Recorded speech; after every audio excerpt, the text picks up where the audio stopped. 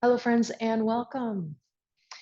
So today, or this week in general, has been a very gentle sequence. Yes, I still do sneak strengthen. You know I do, but we're going to come at it from a really soft place and move up into strength and do the bare minimum of what we need to do muscularly to find the strength, which is a little bit different than asking for incredibly strong, rigorous work, which is what we have been doing. So it's a little bit of a change of pace. Most people this week have found it incredibly beneficial, myself included, because although I need a little bit of rigor to get out of that heavy quality of the late winter, I also have been feeling some stress and some things going on, some grief coming up. And so I'm trying to intersperse this gentility, I'll call it, in the midst of all of the rigor. Does that make sense? If not, too bad. Find yourself in your upright posture. Let those buttocks bones root down, the crown of the head reach up. And right here, start to play with that balance, right? Sthira Sukha Asanam.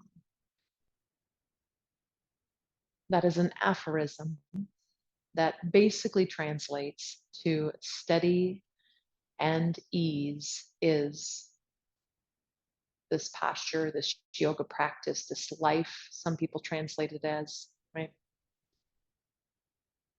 That deeper meaning. So can you find, a little bit of steadiness, a little bit of stability? My type A friends, that comes naturally and quite easily. And you might need to ease off a little bit, right? And find the sense of ease. I'm a type A personality, beaver, whatever you want to call it. But this time of year, I would love nothing more than sit on a couch and eat potato chips. So I have to play with that balance. And sometimes I'm sitting in my own personal practice and I need to add a little more steady.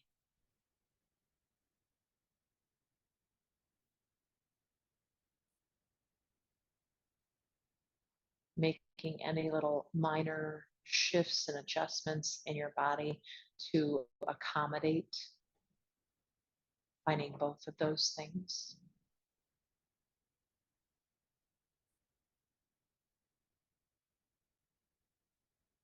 And when you're ready, go ahead and open those eyes. And we're going to kind of get right into it since it's the shorter sequence. That way we have some time to really relax. So I'm going to use a blanket. You could use a block. I like the softer version on my gentle days. And you're going to lie on one side. I'm not going to specify which side because, depending on where your device is in the setup of your room, probably one side is going to be a little easier for you. And pardon me, but I'm going to put my hand under my head so that I don't cut out my microphone. You're going to bring your arm out in front of you. No, maybe I can do it. Let's see right here. And the first part, I simply let my top palm, whatever that is, top shoulder is closest to the ceiling, bottom is on the floor, right? You're going to slide that palm forward. It's not a matter of how far you go. So right here, be really careful about striving and driving and all of that, right? And you're just going to come on back. And then do that a few times for yourself, just simply sliding forward any amount. We're trying to use minimal muscular effort and sliding back, right? And in the hopes that if we don't engage all the muscles of the upper back while we're doing this, that space between your spinal column and that top shoulder blade is going to start to get a little bit of tension release up there, just really gentle movement of fascia and muscles. Go ahead and do one more, something like that anyway. We're all in different timing. That's great. And when you're back to your palms stacked, pause. Now this is going to be, there are 3 parts to this series. The second part, we're going to reach the top fingertips straight up to the ceiling. My bottom shoulder, it's a stack, right? So my wrist, my top wrist is in line with my top shoulder is in line with my bottom shoulder for the most part, right? And I'm reaching straight up. Now, I'm not going to let this chest move back. I can even put my hand on it if that's a helpful tool. But I am going to see if my humerus bone, my upper arm bone, can move back a little further, right? And bring that back. That's the pattern. So every time you exhale, you're going to bring it back. And every time you inhale, you can bring it either to that or you can close the clamshell all the way. You get to choose, right? But the exhale, the focus is on keeping the chest to the shoulder stacked and the chest neutral as the arm floats back. So this is a big isolation. I don't know what big. It's an isolation in the front of the shoulder and the chest, right? Whatever that means to you. Another way I describe this is if I had a very short wall that was up against your back body right now, so that your back body, the torso, could not move back, but the arm could. The next time that you're back, stay wherever you're getting to. That's great, right? Imagine my palm placed on top of your top palm, and at like 10%, just enough so I can barely feel you, push up into my palm, right? My imaginary palm. Your hand wouldn't move because both of our hands would be hitting into each other, right? It's resistance, isometric. And then go ahead and release that pressure, and you might find that your muscles across the front of your top body soften a little more, lengthen a little more. One more time, push your palm into my imaginary palm. Release that tension and let the arm just soften back wherever it gets to is just great. And then close your clamshell. Third part of the series. This time we're going to reach that arm up. We're going to let that shoulder roll back, maybe turn and look back towards that back arm as we open into what I call full wingspan, right? And then you'll close your clamshell any amount, really, as long as you're up to at least the ceiling, you're fine, but you can go all the way if that feels good. And you're going to open that up a few more times. Every exhale, you're opening. I don't know, maybe I coached the breath differently the first time. If I did, sorry about that. Just connect to the breath, right? One, either inhale or exhale to the opening, and then the opposite to the closing. And then the next time that you're all the way open, stay all the way open and just pause and just try to soften, particularly your top hip and your top shoulder. And as they soften, they'll just kind of gently move away from each other. That's not like a 5-inch situation or anything, right? Be reasonable. And then go ahead and tone the shoulder, the sideways, the low belly to close your clamshell. Move whatever's under your head and roll onto your back. Come into at least upper body Shavasana. Lower body can do whatever the heck you want it to, right? But, hopefully finding soft and comfort. And just notice if the top upper body, I'll say, has any sensations in it. Notice the sensations without judgment. And then, does that feel different than what was the bottom? And then we're going to go to the other side. You can simply roll over. You no longer need to see me. You know what we're doing. I'm going to flip my whole body because I think it's more useful to y'all seeing me from my front body than from my back body.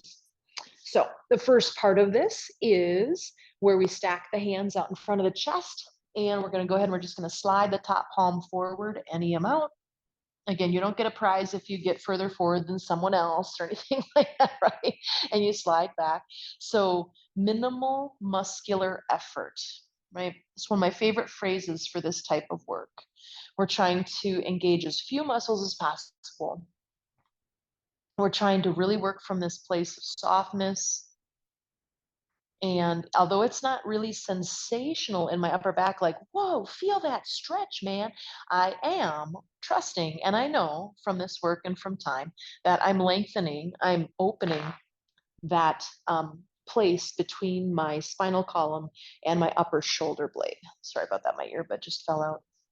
And then come back to neutral, let your fingertips reach straight up to the sky. Again, I keep my shoulders stacked and I reach that arm back any amount, just wherever it gets to without moving my torso. And then I'm gonna bring that arm either just up to the ceiling or all the way down. You get to choose what feels best for you, right? And each time that I do that, I'm really just trying to feel like there's a wall behind my upper back that doesn't allow my upper back to move back at all. And it's just coming from the humerus bone moving back. And of course, that's in the glenohumeral joint that you're making that movement, right? So we're isolating, trying to see if we can't stretch into the anterior deltoid, the pectoralis major of that top arm. The next time you're back, stay back to wherever you get to. And then imagine my palm on your palm. And you're going to push at like 10% into my palm, 10, 12% max. And then go ahead and soften that and just notice if you don't have a little bit more of an opening in that chest. The other side was way bigger than it is on this side from you, right? And then go ahead and push the palm into the palm. And by way bigger, I don't mean it was like I moved 7 inches. Push into that palm and then go ahead and release the pressure and let the arm just go wherever it gets to, right? And close your clamshell. And now comes that full wingspan. So I'm going to open up, open up, open up as I reach back. I turn and I look back. My spine goes into a rotation. And I closed whatever closure feels right for me. And that's my new pattern. So I'm just going to move in and out of that with minimal muscular effort. And I bring up my experience just because I think it's helpful to hear like the kind of things you're paying attention to. This side is tighter for me. When I go back, my hip totally goes back with my shoulder because it's so tight along that side body for me and in that right hip. So I don't prevent that from happening. I'm not mad about it. I'm just like, oh, that's interesting. This side is much tighter than the other side for me. Next time you're open, stay open. Think about your top hip and your top shoulder softening away from one another. And then a little bit of tension around the belly, the low back, and the shoulder to close that clamshell. One more time, move your setup off to the side, the neck, head setup. Come onto your back body, bring the upper body into Shavasana, and just pause there for a moment and let your arms be really soft. And then walk your feet into hip distance. Go ahead and hug your right knee to your chest without using your arms. Sorry, I should have made that clear. With your belly muscles, keep your upper body out of this. And exhale that down. And then with an inhale, you're going to bring that left knee up and in. And that's the pattern. So go ahead and do that a few times for yourself. And I want you to notice there are two things. One, just simply notice, this is every human body I've ever worked with. When the thigh bone gets closer to the chest, the low back moves into flexion, maybe the upper or the mid back, right? But you're moving into flexion. So you're just simply noticing that. You're not trying to correct it or you're not doing it wrong. If that happens, let the low back round every time you bring the knee into the chest. And then the other thing I want you to notice is if your upper body started to activate, trying to help the work of it, so to speak. So can you lift your legs from the muscles in the lower body and leave your upper body incredibly soft and supple right now? That includes the shoulders, the jaw, the arm muscles, right? The neck. And then left foot, next time left foot comes down, bring it down. So now I don't want you to try to stabilize anything, but lift your right leg up in a tabletop, knee above the hip, heel directly out from the knee, right? And if I don't stabilize anything, some things you may or may not notice in your body, my right hip drops lower than my left hip rises a little bit. My left knee kind of falls into the center. By the way, some people it will go out wide to the side. So just notice what your knee wants to do, that left knee. And just notice how the low belly, the pelvic floor, nothing's really turned on, right? Bring that right foot down. And again, without trying to do much of anything, go ahead and lift the left leg up and just notice the tendencies of the body here when you lift that up. Did your pelvis, your left hip drop down, your right hip rise, right? Did your rib cage turn a little with it? Whatever's going on. Bring that left foot down. So now we bring in stabilization. So imagine you have a block between your thighs, push into the imaginary block at 20%. Go ahead and tone your low belly down towards the low back, but your low back up towards the belly, right? Keep your natural lumbar curve. And now bring that right leg up in a tabletop, and hopefully that right hip didn't drop this time. And exhale, bring that down. With an inhale, the left leg's going to come up in a tabletop. And again, hopefully the left hip doesn't drop, the low back doesn't move. Exhale, bring that down. And then that's, so go ahead and move into that a few times for yourself, lifting up that leg, right or left, and then bringing it down, and then, alternating. And again, the whole time, really tune into the work that's happening in the abdominals and hopefully the pelvic floor in order to help stabilize. I'm engaging those muscles at like, I don't know, I'm going to say like 30, 35, 40%. I'm not going crazy with like squeezing the muscles in. I think that's kind of reckless, right? So just hugging in to the midline of the body in order to provide stabilization. And then is your upper body engaged? Can you release your neck, your jaw, your tongue, your shoulders, whatever might be holding on there. Whatever leg comes up next, leave it up, bring the other leg up. Go ahead and bring your legs towards each other and tee the arms out. And then as your knees go over to the right at about, 3 to 5 inches, I want you to notice how if you're not really doing anything, the left hip slides back down to the ground, the left knee slides down off the left knee. So now while looking at your knees, slide your left knee up, get that hip turned on and glue your knees together. Come back to center. And again, don't glue them for a hot second. Let the knees go over to the left at 3, 5 inches, something like that.